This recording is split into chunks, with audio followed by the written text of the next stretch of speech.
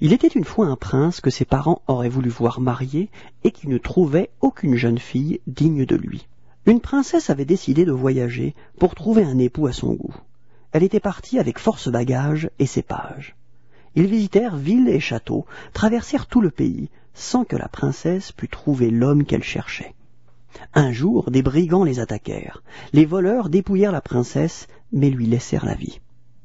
Affolée, la jeune fille se cacha dans la forêt. Déchirant ses habits aux branches et aux ronces, bientôt, elle se perdit.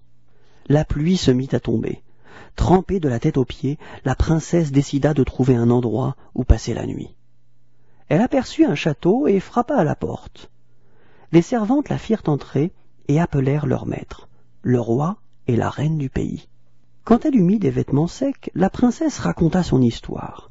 Mais le roi et la reine eurent du mal à la croire.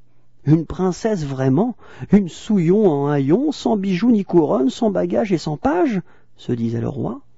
Et la reine chuchotait à son époux, elle ment. Des souverains n'auraient jamais laissé ainsi partir leur enfant. Le prince, lui, trouva la princesse tout à fait charmante. Jamais une jeune fille ne lui avait plu autant. C'était celle qu'il lui fallait. Dès que la princesse fut sortie, le prince alla trouver la reine et lui dit « J'ai enfin trouvé celle que je veux épouser. » La reine, bien ennuyée, lui répondit « Mon fils, on ne sait rien de cette jeune fille. C'est peut-être une aventurière. » Comme le prince insistait, la reine ajouta « C'est bon. Pour en avoir le cœur net, j'ai une idée de ce qu'il faut faire. » Elle entra discrètement dans la chambre de la jeune fille qui était sortie et dissimula quelque chose sous son épais matelas. Après avoir longuement devisé avec le prince, la princesse alla se coucher. Elle s'installa dans son lit, mais ne put dormir. Quelque chose dans son dos la gênait. Les femmes de chambre apportèrent un second matelas, puis un troisième. La malheureuse enfant passa une nuit épouvantable. Sans arrêt, les servantes apportaient de nouveaux matelas. Malgré les 7 matelas entassés, le sommeil la fuyait.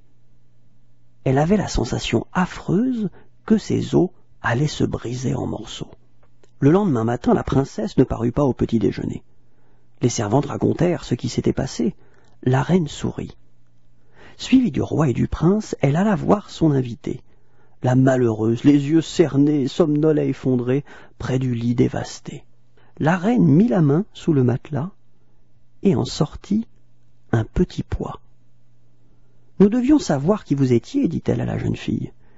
Et seule une véritable princesse pouvait avoir la peau si fine qu'un simple pois sous le matelas pouvait la blesser. » Le prince aussitôt demanda sa bien-aimée en mariage. Les parents de la princesse vinrent de loin pour y assister.